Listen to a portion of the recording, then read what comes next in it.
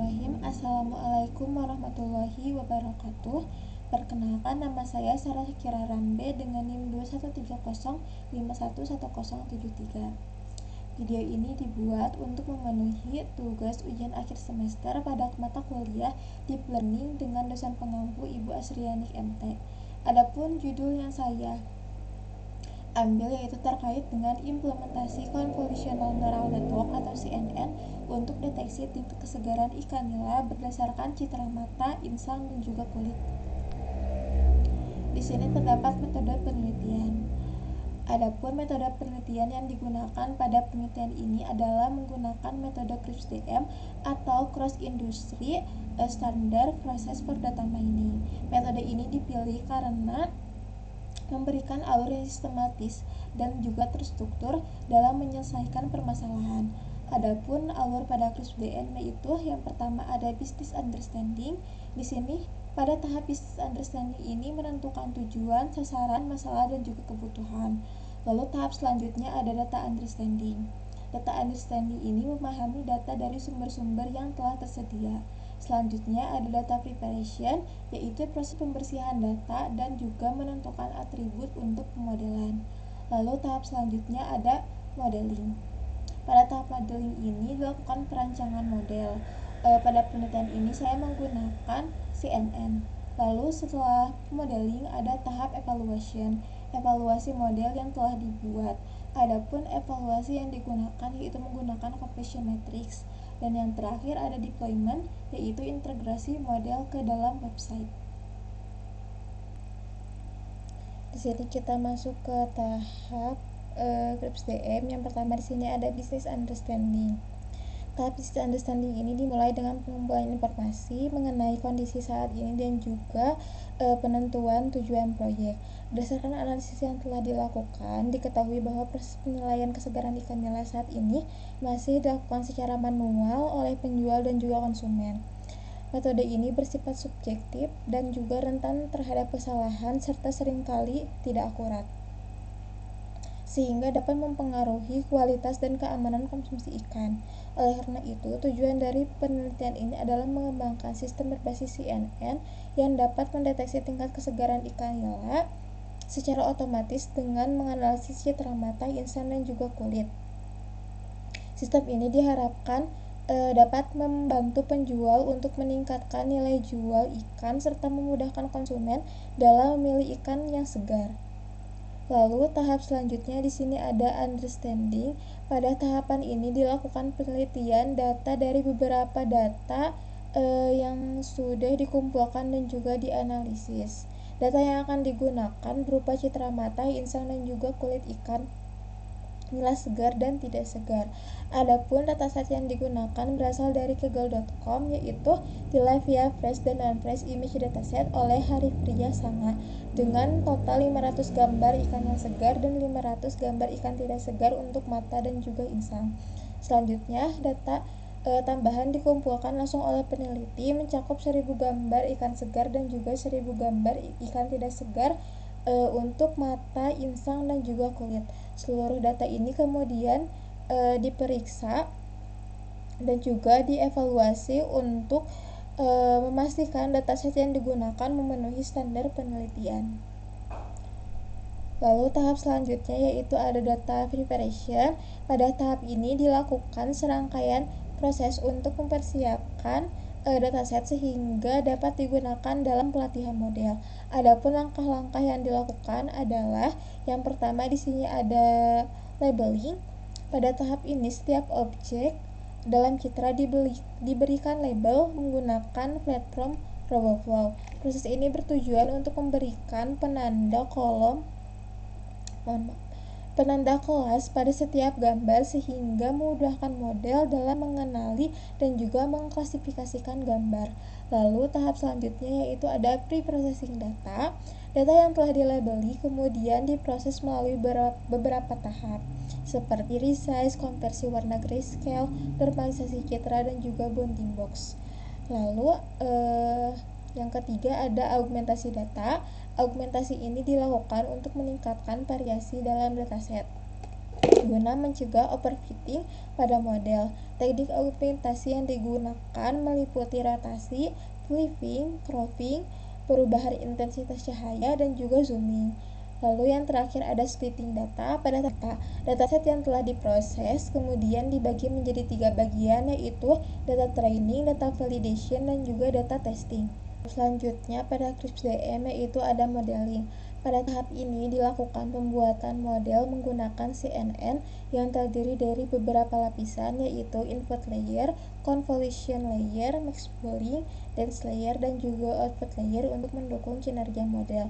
Di sini terdapat flowchart pemodelannya, dimulai dari start, lalu ada input data, lalu ada processing data, selanjutnya ada augmentation data, splitting data yang terbagi untuk data train dan juga data validation, lalu selanjutnya ada tahap transfer learning menggunakan arsitektur CNN yaitu mobile net itu, lalu tahap selanjutnya yaitu penggunaan arsitektur CNN yaitu input layer, convolution layer, dan max pooling, lalu ada flatten layer, dense layer, dan juga aktivasi, dan juga output layer menggunakan aktivasi softmax.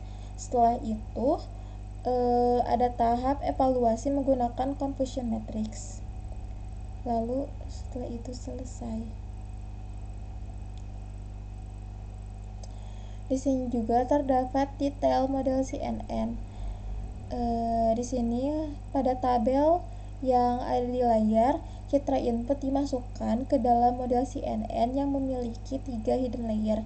Setiap hidden layer ini menggunakan filter 3x3 dengan jumlah output channel berturut-turut yaitu 32, 64, dan 128.